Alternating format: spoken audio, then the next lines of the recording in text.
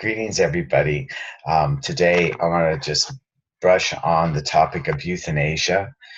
And for those of you that don't know, euthanasia is um, it's mercy killing or assisted suicide. Um, it's ending a person's life on purpose, not waiting for it to happen.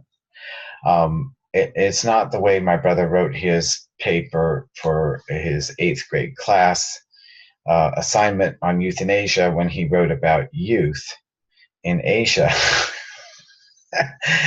Teacher was like, "You didn't listen to the assignment very well." He wrote a really good paper, but the topic was supposed to be about this euthanasia, ending one's life. Um, Now, it's already legal in certain countries. You can go to Switzerland and have it done. Their requirements are that you already have a terminal illness that's going to kill you, and there's no way out of that. So you have to have a terminal diagnosis in many of these places that do it. I don't know what places allow you to do it just for depression, just for psychological torment. But here is the pros and cons. I mean, I think that anybody should be able to do it. Currently, my opinion is that anybody should be able to do it at any time. They're going to come back in another body and have to face the same circumstances over again, but it might be a little bit different. Maybe it'll be easier for them, or maybe they'll just have more help the next time. I don't know. Personally, I think at a certain age, if you've accomplished everything that you feel that you have come here to do, why should you have to hang on to that body and watch the deterioration and the aging and the breakdown of the cells and connective tissue and all of that occur when in a body that's maybe not functioning to where you can actually be of service to the world? So my opinion is that if you're not you're not leaving because of depression and because of a terminal illness looming on you, but you've already done everything you've come here to do, and your body's no longer to serve you correctly or properly, or it's becoming a burden not only upon yourself but upon others, then I think it should be legal for you. I am approaching old age now. I'm 57, and I didn't even think I would live this long. And I lived hard, and I lived fast. I lived without, a lot of times recklessly and carelessly, without a lot of regard for longevity.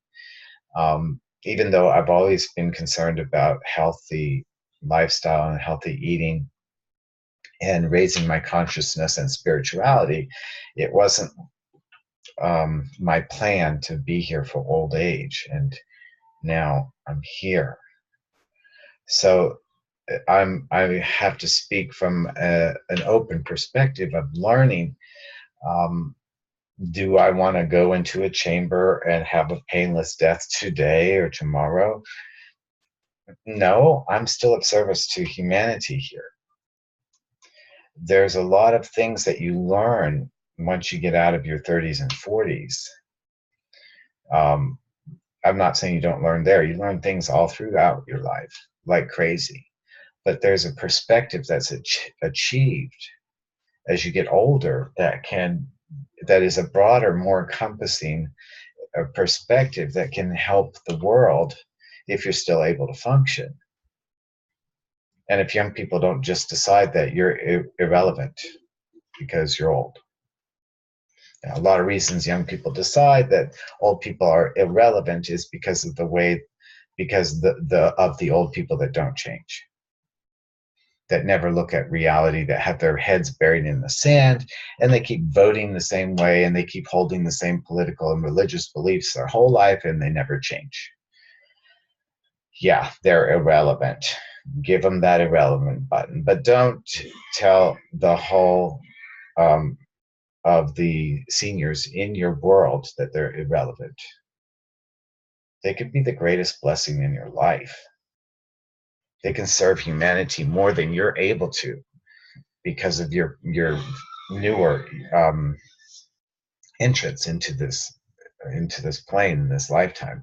You haven't achieved a certain level of a perspective that you're going to. Um, and yeah, okay, so you're going to call them irrelevant because they don't know how to push buttons on a phone. Um, that's where I encourage elderly to get with it and never let technology make them old. Stay on top of your technology. It's not that hard. It's easy. It will serve you. Stay on top of it. Take a computer class. Push buttons. Experiment. Don't be afraid to try menus and read them. You know how to read. That's the only skill you need to operate stuff nowadays, is being able to read the menus and figure out what button to push, what to select, or what to tell it to do in the case of what's happening now. So back to euthanasia. You can post in the chat and let's have a discussion about the pros and cons. Oregon has, there are certain states that have made it legal. I feel like it is already being done through hospice everywhere. The minute that they put somebody who's terminal in hospice, they give them enough comfort drugs to kill them. They usually don't last more than a couple of weeks. Yeah, I've seen that it seems like they're giving really heavy doses and getting rid of them within a couple days. It used to be that you'd go into hospice and some people would get better because they no longer had pain. They're being given freely the pain meds that relieve their pain instead of having to be treated like drug addicts by doctors who are afraid of the DEA and afraid to give pain medicines to chronically pain-ridden patients who have been suffering horribly because the doctors won't use their prescription pad, and they're afraid everybody's going to be an opioid addict, and so they won't write them scripts. They let them writhe in pain. Of course, those people are going to want euthanasia. They're going to want hospice right away, which I think hospice is a hidden form of euthanasia. I think it is. Most people don't come out of it. They die. So the good news is, yes, we do have that end of the life relief of unnecessary suffering with a form of euthanasia called hospice. And many hospice people will be mad at me for saying this, but get over it. And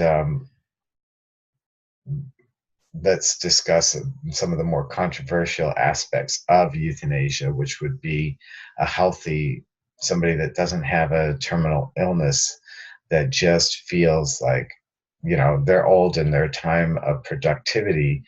They're on the scale of contribution and receiving. They are only receiving, and they don't feel like they're contributing, and they just don't want to live like that.